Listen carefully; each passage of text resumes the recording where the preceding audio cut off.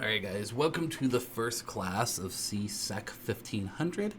This class is going to be here to prepare you for the SecurityPlus certification. This class is also a very condensed class, so not everything that we'll speak here in these videos and in class will be 100% of what you need to study for the SecurityPlus. So we'll talk about different techniques and different things that I need you to do throughout this class to be successful so you can get the Security Plus on your first attempt. So hi, my name's John Haskell. I have over 20 years experience in the private and the public sectors.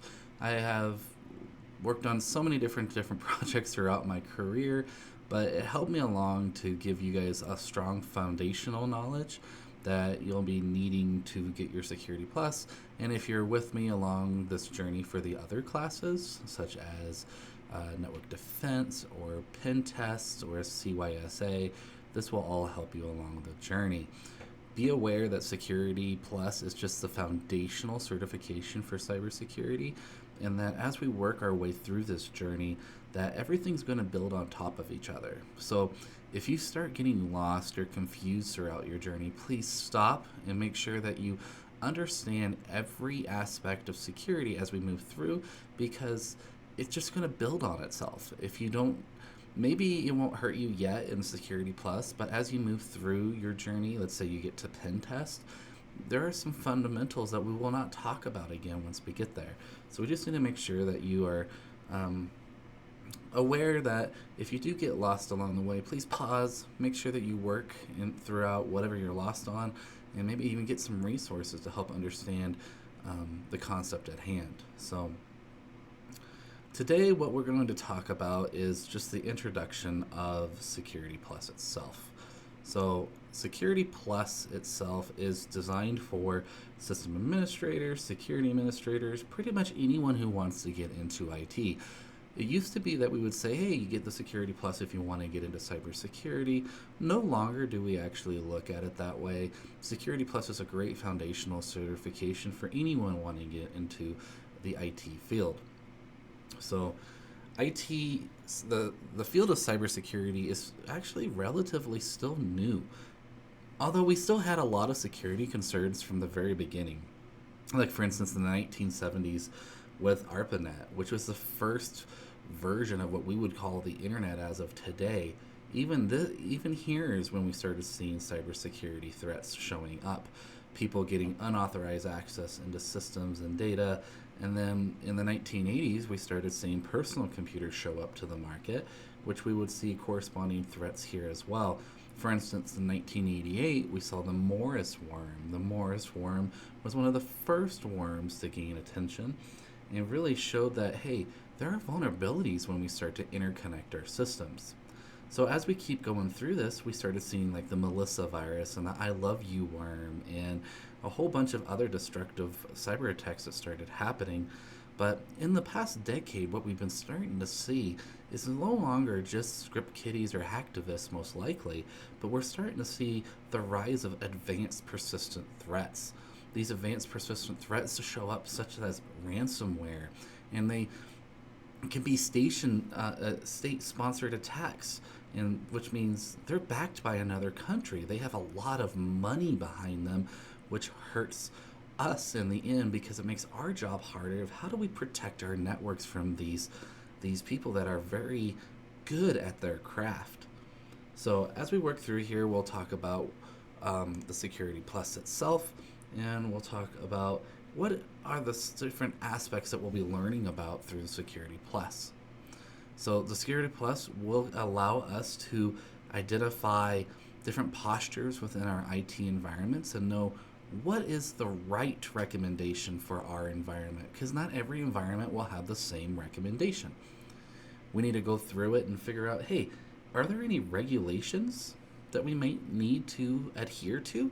For instance, if you're in the banking industry, maybe you need to deal with PCI compliance. Or maybe you're in the medical industry and you need to deal with HIPAA and HIPAA compliance for all the data and patient records. So we need to make sure that we understand what these are and how to handle them. We'll start identifying and figuring out how do we do access management. We'll try to identify what risks are, and how do we protect things within our network with cryptography or things like PKI infrastructures. So we'll talk a bit about this. So the exam itself actually has 5 domains.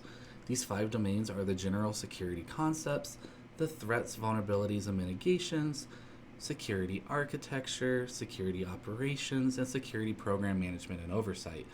Now, the biggest piece that you'll have to look at here, they're pretty equal along all 5 domains, but we hit security operations a little harder due to the fact that security operations is such a wide topic that it takes a lot of knowledge here. So there's a lot of terminology that you're going to need to learn as you go through the Security Plus preparation. So the preparation that we're going to be looking at is the CYSO 701 exam. This exam is based out of Pearson VUE and consists of 90 different questions. And it does say a maximum of 90 questions. You may get a little less. It depends on which exam you get. But you're going to see a couple different types of questions come up. We're going to see multiple choice, which is the traditional A, B, C, D, pick one or pick the best answer. Or we're going to see performance-based questions. And for anyone who hasn't taken a CompTIA certification before, performance-based questions are unique. They test you a little bit more on, do you understand the knowledge and not just regurgitate the information at hand?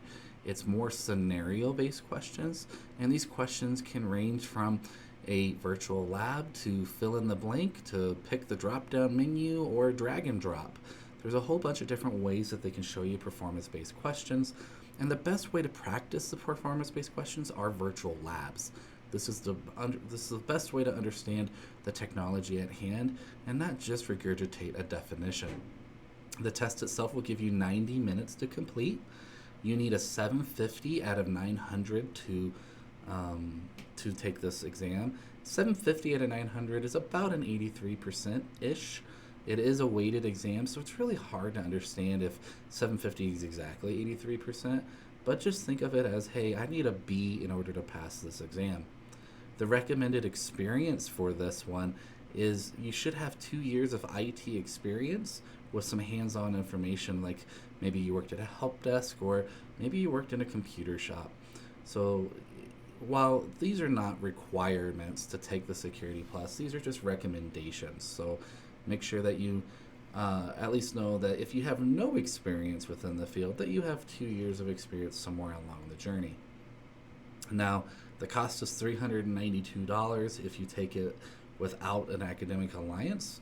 And what academic alliance is if you're an active student, let's say you're taking this for one of your classes, such as this class, 1500, we do get it at a cheaper rate for active students. It's about half on this class is what it will cost.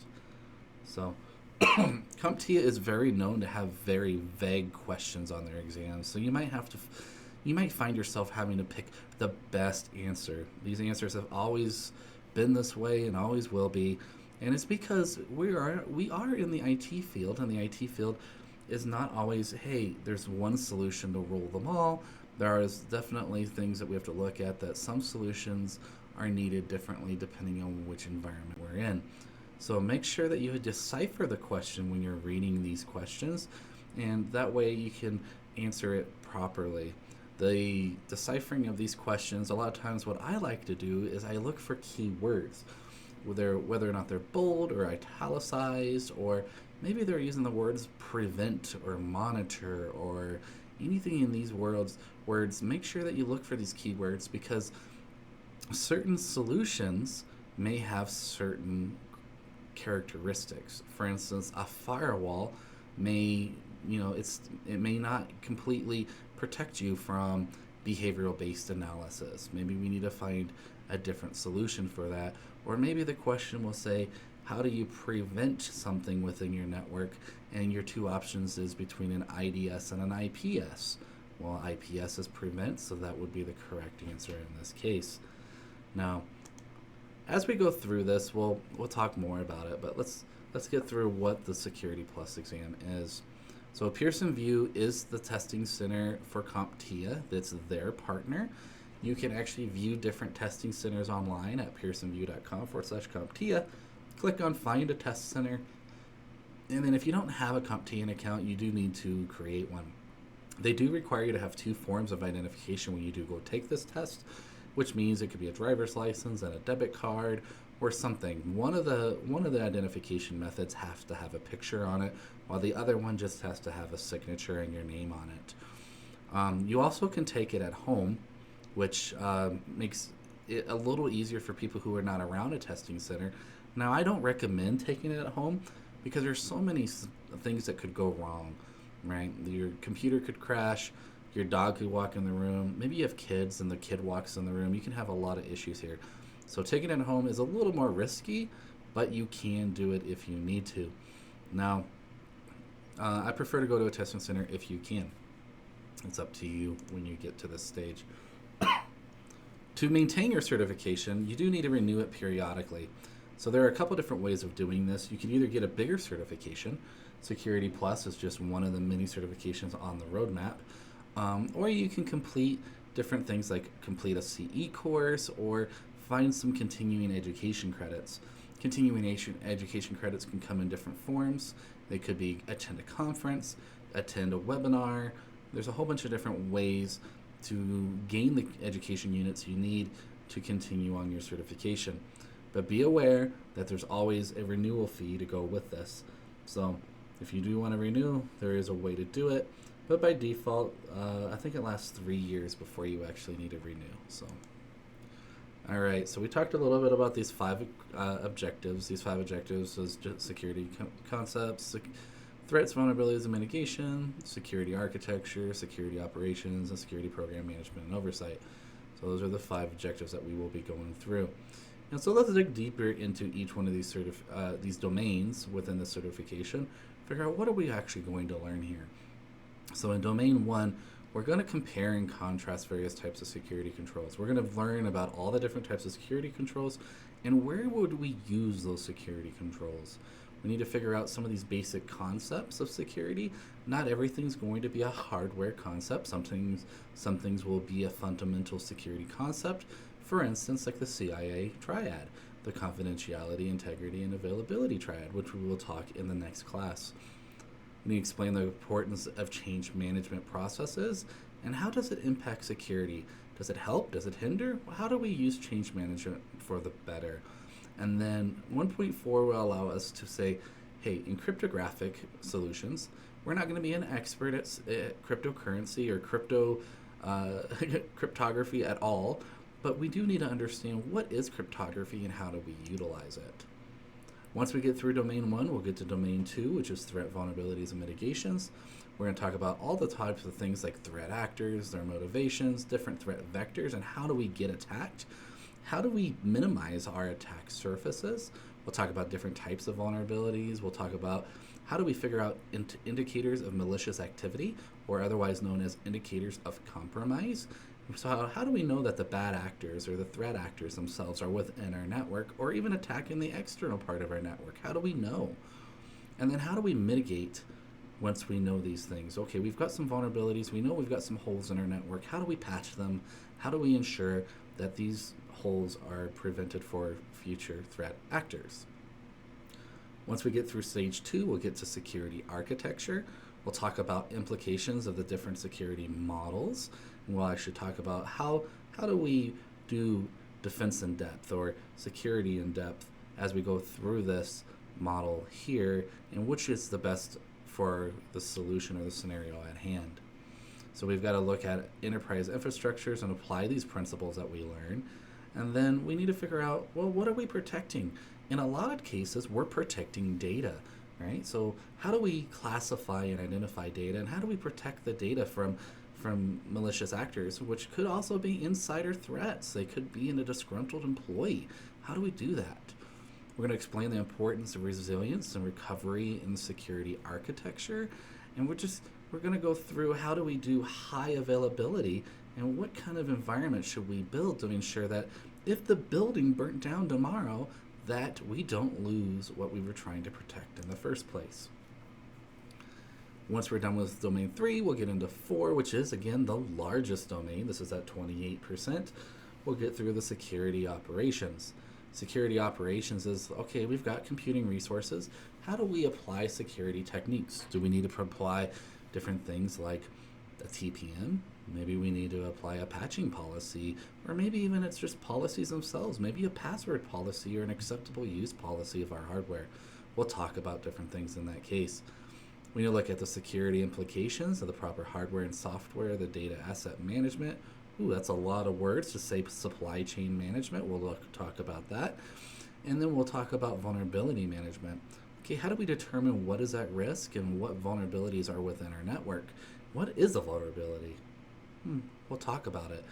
We'll talk about how do we get alerted or monitor different tools, because, well, we are trying to be protected. No longer can we say when or if I get hacked, but when I get hacked is more applicable in today's environment. So when we get hacked, how are we going to know that we have something to look at? How do we get alerted? How do we monitor our systems to make sure that things are not going awry within our systems? And then finally, we'll talk about scenarios. How do we look at an enterprise capabilities and how do we improve upon it? So if I was given a network, could I look at it and say, here's where we can do better? All right. Now, as I said, Domain 4 is big. So as we continue on with Domain 4, let's look at identity and access management systems. Authorization and access management is very important when it comes to security. We need to figure out, well, we can't look at everything all at once, so how do we automate and orchestrate our secure operations? We got to figure out, how do we monitor everything in our system when we have 3,000 servers? There's no way for me to look at 3,000 servers all at once, so how do we do so? We'll explain the appropriate incident response activities. So we'll talk about incident response management. We'll talk about a high level of how we can actually look at these things. Now remember, this is a SecurityPlus. This is not the CISA Plus or PrimTest Plus or any of the higher certifications. So we're just scraping the surface on some of these activities. We're not going to dig into them. That's for later. Right now we're just trying to view what the landscape looks like so we know what is available to us when we get down to the little nitty and gritty. All right, so if we look at data sources, how do we then support an investigation? This is talking a little bit about forensics. All right, so we're at our final domain here, which is security program management and oversight. And the security management is all about governance mostly. How do we know that, hey, we do need HIPAA regulation, or we need SOX compliance, or GBLA, or maybe PCI, or any one of these many governance organizations out there? And what are the risks involved if we don't adhere to the compliance of these governance regulations? We need to talk about risk management, and how do we even identify risks? How do we quantify or qualify some of these risks? There are different ways of doing that, and we'll talk about it. We'll explain the processes associated with third party, and how do we ensure that they're being safe with my data? Just because we are in the world of cloud today. So if I go to cloud, how do I know that Azure or AWS or Google, GCP, is actually handling my data properly? Gotta make sure we understand that. So security compliance itself comes in many different forms and fashions, and we'll talk more about that. We'll talk about, okay, well, how do we know that we're still secure? Well, how do we audit and assess our current environments? Or how do we audit and assess some of our third parties? And then finally, some of the easier but fun part of our job is security awareness. How do we know that our users are being safe, and how do we train them to be safer? To determine things like phishing emails, or not to click that link, or not to give out your username and password, and let's not put those sticky notes underneath our keyboards.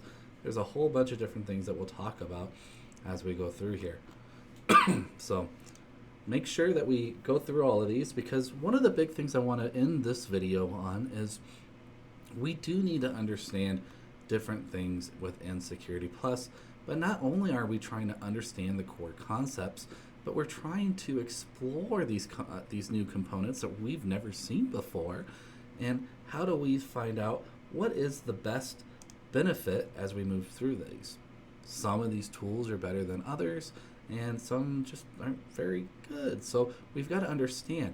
So what I'm trying to say here is, not only are we going to look at definitions and memorize some of this information, because some of it, let's face it, it just comes down to plain memorization. Some of it is going to be building that solid foundation so that you'll have a good career in cybersecurity. So I'll leave you with this one last quote: knowledge without understanding are just words on a paper. All right, I'll see you in the next video. I hope this is a good introduction of what the SecurityPlus is, and I will see you in the fundamentals of cybersecurity.